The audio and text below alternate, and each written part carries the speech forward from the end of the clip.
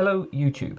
In this video we're going to look at skepticism, in particular at a very old objection to skepticism, the Apraxia objection. So first of all, what is skepticism? Well, for the purposes of this video we're going to define skepticism as global suspension of judgment. The skeptic is a person who holds no beliefs. There are various skeptical arguments which aim to show that no belief can be justified, and then once I recognise that I have no justification for a belief, well, it seems I will give it up. Given that no belief can be justified, the skeptic simply withholds belief across the board. So it's global suspension of judgment. Obviously, there are many other ways of using the term skepticism, but that is what we will define the term as for the purposes of this video. Okay, so before getting into this, a quick advert. If you like my channel, you can support me on Patreon or with a donation on PayPal. Anything you can offer is really helpful. I also offer private tutoring. My email, just send me an email if you're interested, and I have a Discord. The link for that will be in the description. You can join that if you want to talk about philosophy. Okay then, so we're going to be looking at the Apraxia objection, and the basic idea of this is that if somebody is a skeptic in the sense that they suspend judgment about everything, then it seems that they cannot engage in action, period. They cannot engage in discriminating behaviour. They cannot judge that one outcome would be better than any other outcome. They cannot judge that any particular action would bring about any particular outcome. So the Apraxia objection is that skepticism leads to paralysis.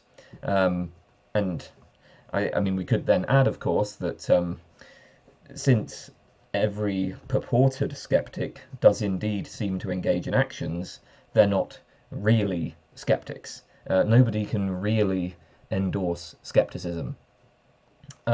So the Apraxia objection is nicely expressed by Hume, who says a Pyrrhonian, and Pyrrhonian here just means a skeptic who suspends all beliefs. A Pyrrhonian cannot expect that his philosophy will have any constant influence on the mind, or if it had, that its influence would be beneficial to society. On the contrary, he must acknowledge, if he will acknowledge anything, that all human life must perish, were his principles universally and steadily to prevail. All discourse, all action would immediately cease, and men remain in total lethargy, till the necessities of nature, unsatisfied, put an end to their miserable existence. Of course, the skeptic actually won't acknowledge that, because they won't acknowledge anything. But this is the idea, right? So skepticism is incompatible with action. So if you take somebody who claims to be a skeptic, we can notice that, well, they seem to engage in actions. When the skeptic is hungry, she goes to the fridge. When she opens the fridge, she eats a carrot. She doesn't eat the plastic bag that contains the carrots, right? But as a skeptic, she has no idea at all whether she's genuinely hungry, no idea at all whether there's food in the fridge, no idea at all whether the carrot or the plastic bag would be nourishing. So one thing that's important to bear in mind here is it's not simply that, we're not simply dealing with fallibilism, right? So it's not just that the skeptic is inclined to think that the carrot will nourish her, but she recognizes she might be mistaken. That kind of fallibilist attitude is pretty uncontroversial these days. Many philosophers are fallibilists, so many philosophers hold beliefs that they recognize could be mistaken. So, I might believe that eating a carrot will nourish me, but of course it's logically possible that I'm wrong about this. Maybe the carrot will poison me, and actually the plastic bag will nourish me. It could turn out that that's how things are. I can't rule this out with certainty. So, skepticism isn't a matter of holding beliefs in a merely provisional, fallibilist manner. Skepticism involves total suspension of judgment. The skeptic has no clue at all whether the carrot will be nourishing. Like if you ask her, well, so if you say, is the carrot nourishing or not? She's going to say, I've no idea, I'm not sure. So she has no reason by her own light to choose the carrot over the plastic bag. She has nothing that could motivate any particular choice. And it looks like in that case there just can't be means end reasoning. Indeed, you can't even select particular ends as worth pursuing. But that's just what action requires, right? When we act, we aim to bring about particular situations, or maybe we aim to maintain our current situation. We believe that some situation is desirable and that a given action will allow us to achieve that situation. So, I suppose the idea is something like this. If I form an intention to bring about some state of affairs S, I must have some idea of what to do to achieve S. So, I might say, well, action X is a means of achieving S. Eating a carrot is a means of satisfying my hunger. Now, I will only perform action X if I take it that X is indeed a means of achieving S. Now, I have to believe that X will achieve S. But the skeptic doesn't do that. The skeptic has no idea how to achieve S, and the skeptic doesn't have any idea whether S is even preferable. Now, this account is, of course, rather simplified. It is possible sometimes, indeed many times, to act on a whim. It is possible to act by taking a guess. But, we might argue that when people act on whims or they act on the basis of guesses, that still presupposes a background of other beliefs. So suppose I'm lost in a forest and I want to get back to civilization, but I've got no idea which way to go to get out, right? So, I don't know, should I walk or should I remain in the same place? I mean, maybe if I stay put, it will be easier for rescuers to find me. What should I do? Well, at this point, maybe I just take a shot in the dark, right? So, maybe I just take a shot in the dark and I decide I'm going to try to walk out. So, in that case, you might say, well, that's action, right? I'm performing an action, but it's not based on belief, right? I don't believe that walking out is going to get me back to civilization. I might hope that it's going to get me back to civilization, but really I have no idea. But still, I can perform the action.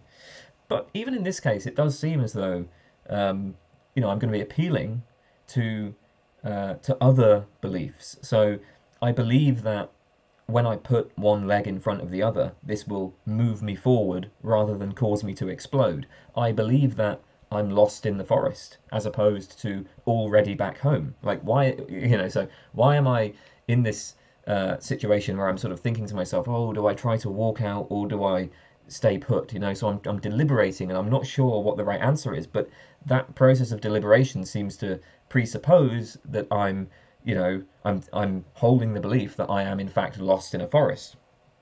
So there are circumstances where I act on the basis of a guess, but even taking a guess requires a background of other belief. Total suspension of judgment is incompatible with action, or so the objection goes. So hopefully that that shows how this Apraxia objection is supposed to work. Okay, well, is this a convincing objection to skepticism? So I think the first point about this is what this argument shows, if it's successful at all, is that nobody is a skeptic, or at least nobody who performs actions is a skeptic. But it's not entirely obvious what this tells us about skepticism. So, the question of whether or not anybody is a skeptic is just orthogonal to the question of whether skepticism is correct.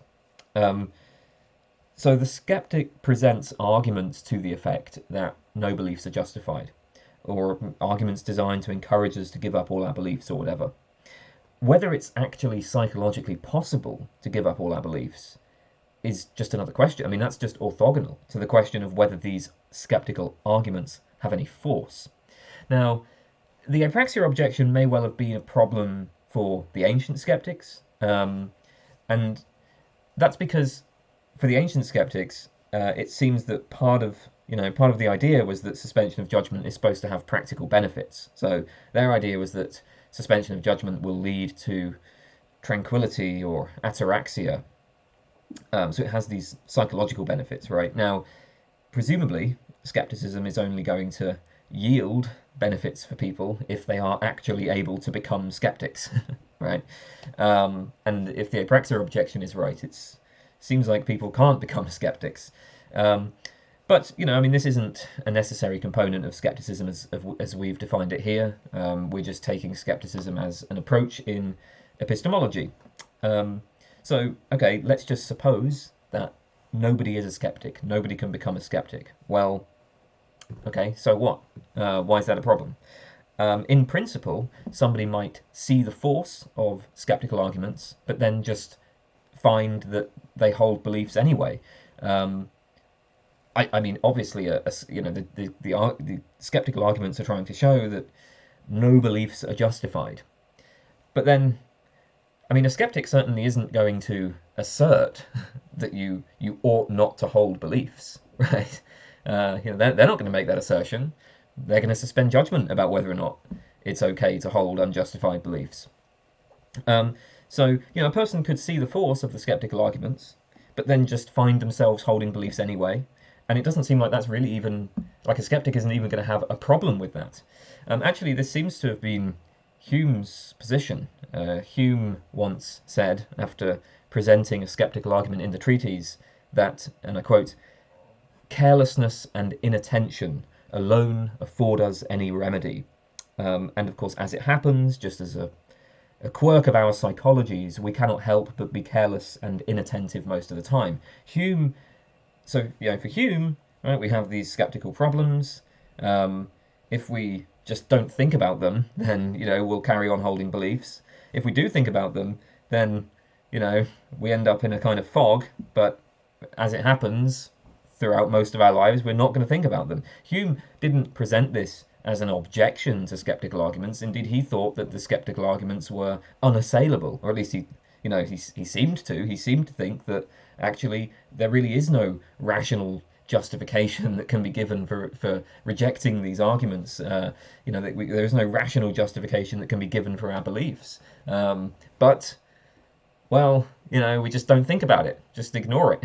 When you leave the philosophy seminar and you go and play billiards with your friends, you just stop thinking about the skeptical arguments and you hold beliefs anyway. So consider, for instance, skepticism about the external world.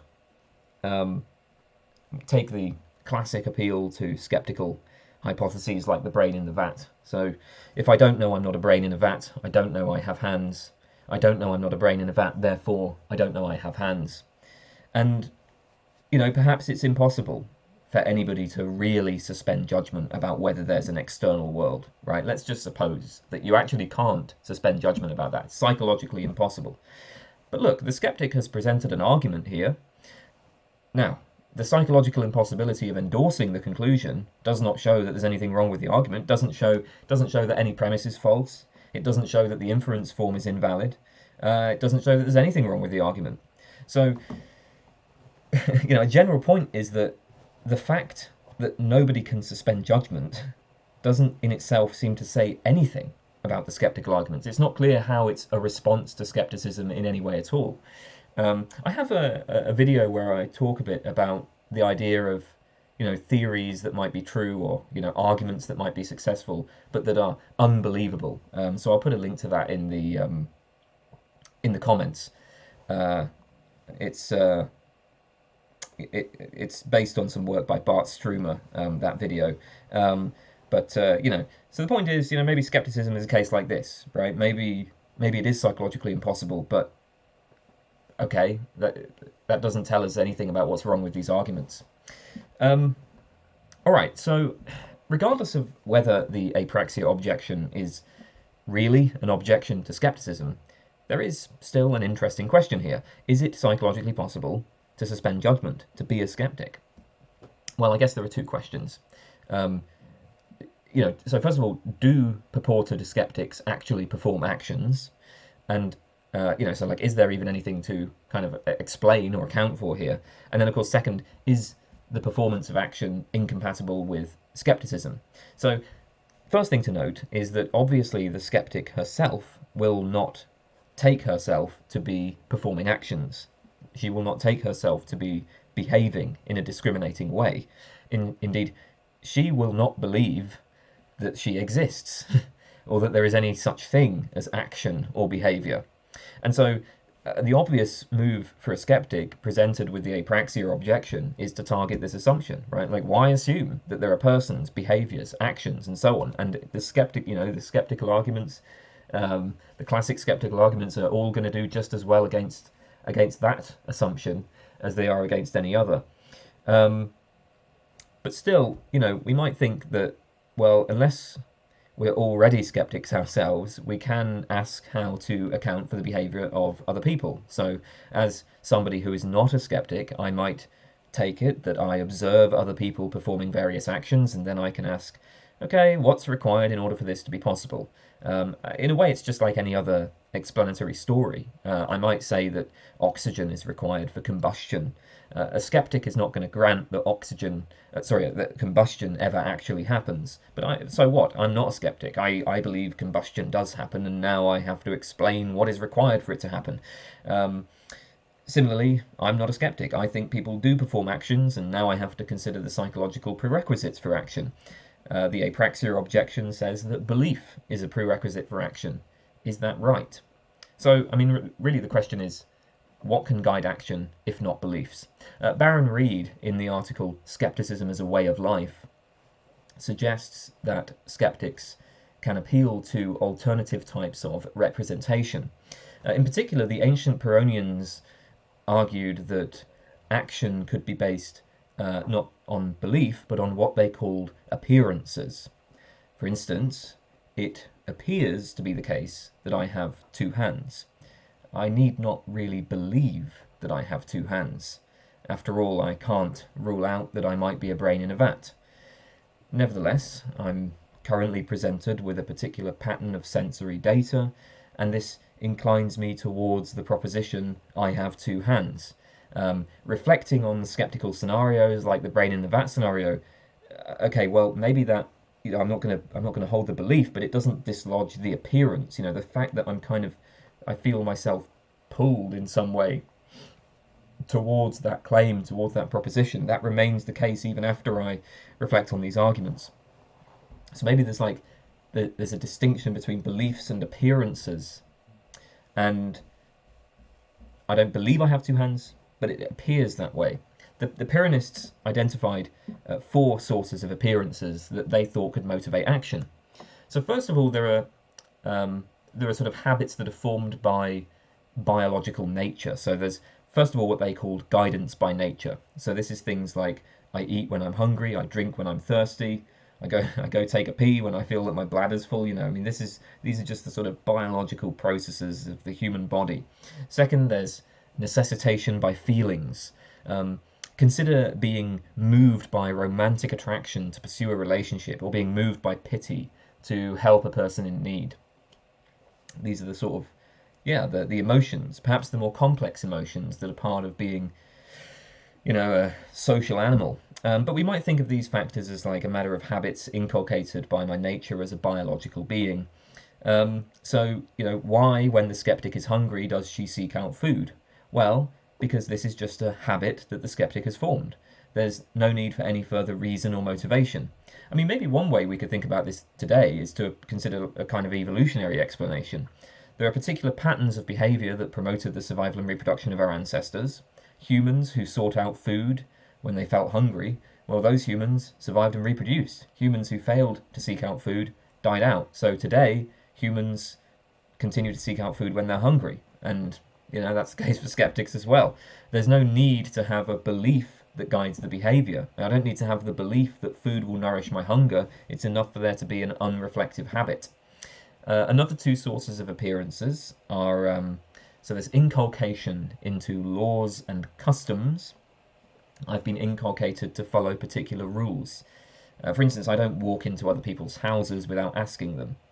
I don't need to have any beliefs about, I don't need to believe that these people really own the houses, right? That there's some sort of genuine ownership relation that ties this person to this house. I don't need to believe that there are genuine moral facts or anything like that. I've just been trained to follow these rules. And then there's teaching of expertise. So when I'm educated into a particular field, I'm going to pick up special patterns of thinking and acting that are unique to that field. And so these are sort of habits that are inculcated by social convention and training. As a member of modern civilization, I have been trained to respect other people's property or to use my car as a means of transportation. As a philosopher, I've been trained to evaluate arguments in a particular way. You know, when I see an argument form that appears to affirm the consequent, I am inclined to judge it negatively. The argument appears to be invalid. This is just a habit of the mind, right? Because of my training, because of what I was taught by philosophy professors. When you present to me an argument that appears to affirm the consequent, it will have a particular psychological effect on me. I'll be inclined to say things like, that argument is invalid. I need not hold the belief that it is invalid. So as a result of these appearances, the skeptic will act in various ways. She will pursue various goals and recognize means of achieving these goals, but the skeptic has no particular reason to prefer the actions she takes over any other possible actions. She does not believe that food will nourish her, that the car will transport her rather than explode. She acts in these ways due to habit and training.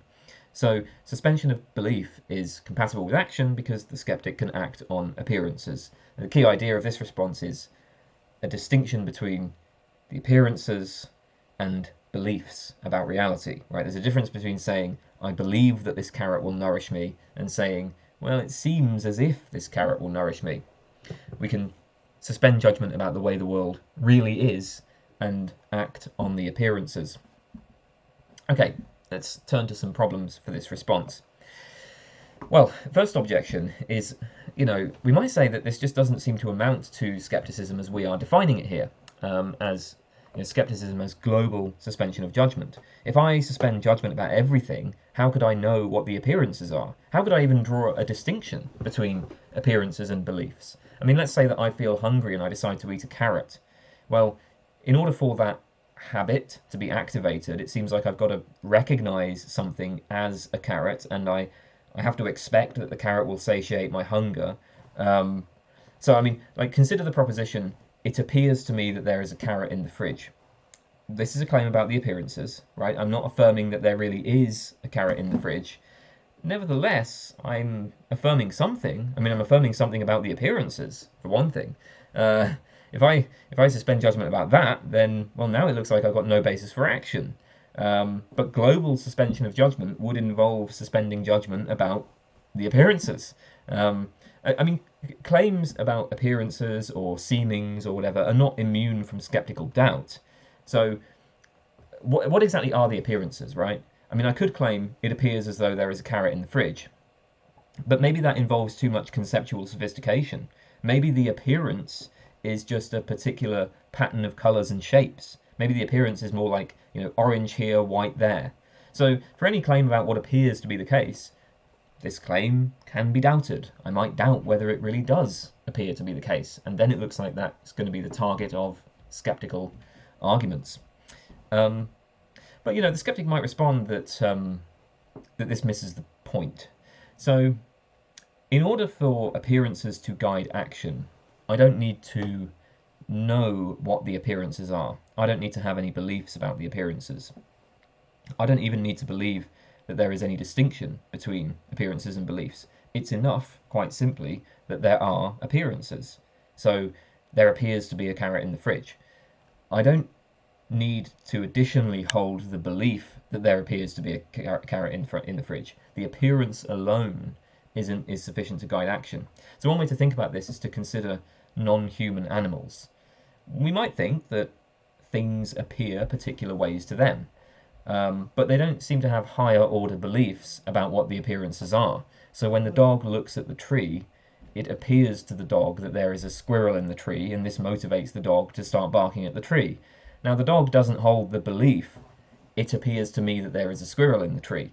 No, there's just a brute appearance. That's it. It just doesn't have any beliefs about the appearance. There's no higher level thinking going on. So, it's worth kind of recalling the context here. The skeptic is only offering a sort of how possibly explanation, right? The argument so far is the Apraxia objection is that it's impossible for the skeptic to act because beliefs are required to guide action. Now, the idea is that by appealing to appearances, the skeptic can demonstrate how it's possible to act without beliefs. Oh, maybe that's not how humans actually work. Maybe there is for humans no distinction between appearances and beliefs, but in principle, I mean, it seems like there could be a being like this, a being that is just presented with appearances, and those appearances motivate action. And so the skeptic might say, well, I've shown that belief is not a prerequisite for action. Okay, so there are some other objections to the appeal to appearances. One point, as Reed notes, is that appearances are often in conflict. So suppose I'm hungry and I see a chocolate cake. I want to eat the chocolate cake. But this cake has been prepared for another person's birthday party and they've not yet arrived. Etiquette demands that I keep my hands off the cake until the birthday boy offers me some. So here there are two appearances. There's one appearance drawing me to the cake, one telling me to refrain from eating it. Which appearance do I act on? It seems at this point I'm going to have to engage in some further critical analysis. I'm going to have to endorse one of the appearances while rejecting the other. But now that looks like a belief. So that's one problem.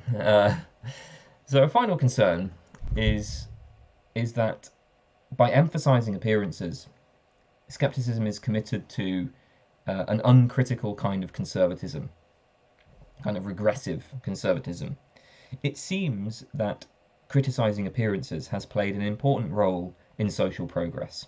There have been many appearances of the past that we have thankfully done away with. So you go into the past, and you might say, well, hey, it appears as if I should act in the interests of my own tribe, right? It appears as if I should exploit other groups for the benefit of my community. It appears as if women should be subservient to me. It appears as if homosexuality is repulsive. Okay, so if I act merely on the basis of just what comes naturally to me, or whatever laws and customs happen to prevail in my society, it looks like there's not going to be any room for criticism and social progress. I mean, maybe there's a person who feels revulsion towards homosexuality, and maybe there are laws against homosexuality in their community. But then they reflect on this and they think, this is unjustified. Well, surely that sort of reflection is to be encouraged. But, the skeptic, at least on this view that skeptics are motivated by appearances, can't do this.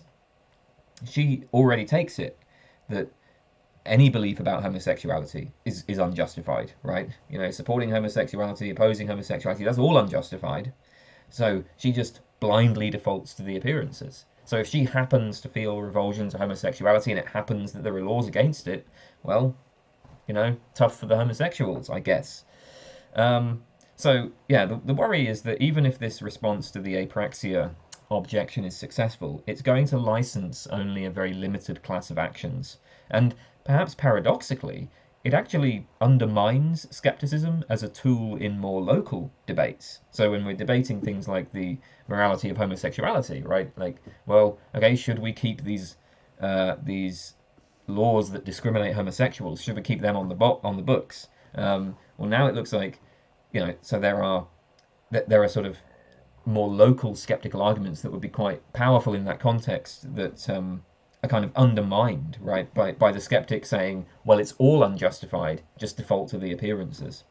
I mean, there seems to be something kind of dogmatic about a person who just blindly follows their inclinations. But isn't skepticism, it's not, we don't usually think of skepticism as a kind of dogmatism. Okay, so a final idea. So the basic idea of the appeal to appearances is that we can use alternative means of representation to guide action. A belief is one type of representation, but perhaps there are other types of representation that can play similar roles. So a different type of response here is going to try to show that there's no need for any kind of representation.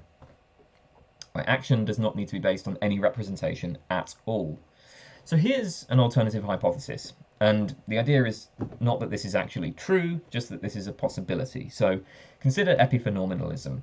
Epiphenomenalism claims that mental events are caused by physical events in the brain and body, but mental events have no causal powers. For example, suppose I see a bear, which prompts the belief, there is a bear, and the emotion of fear, and as a result I run away. On the epiphenomenalist account, what's happening is that perception of a bear causes various patterns of activity in the brain. These patterns of activity cause both the mental events, like the belief that there's a bear and the emotion of fear, and the bodily changes involved in running away. Neither the belief nor the emotion have any causal powers themselves.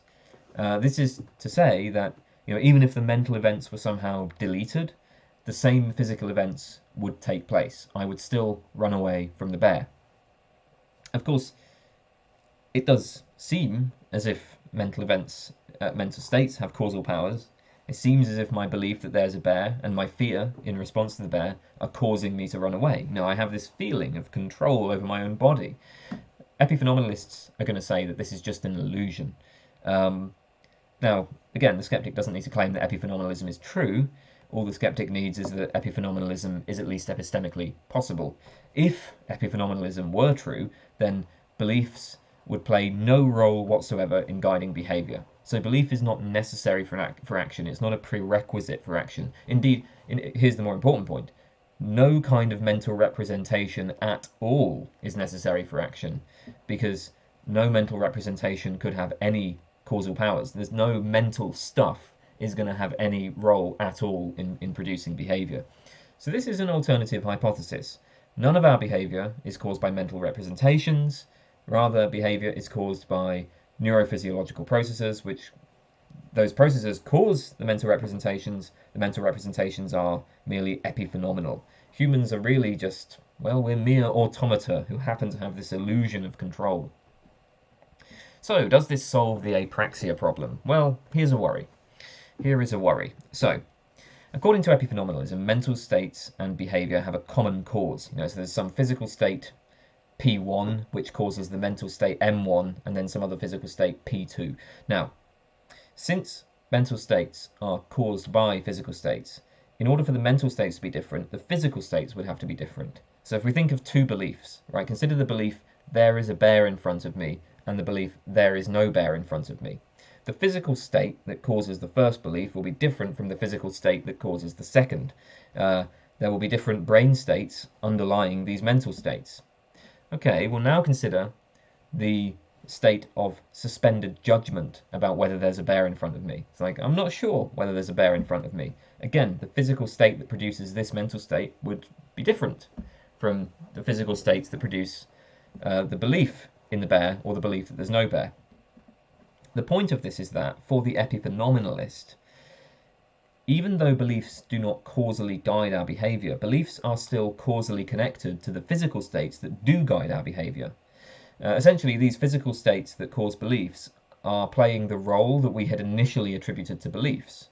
So we might well think, well, if somebody's in a state of suspended judgment, they will be in a physical state that is incompatible with action. So if I have no idea whether a carrot will nourish me or poison me, I'm not going to eat the carrot.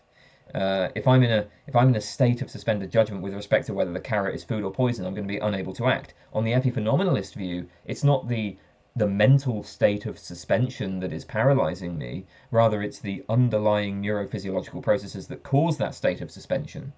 But with respect to the apraxia problem, that doesn't really seem to make any difference. Either way, I'm still paralyzed.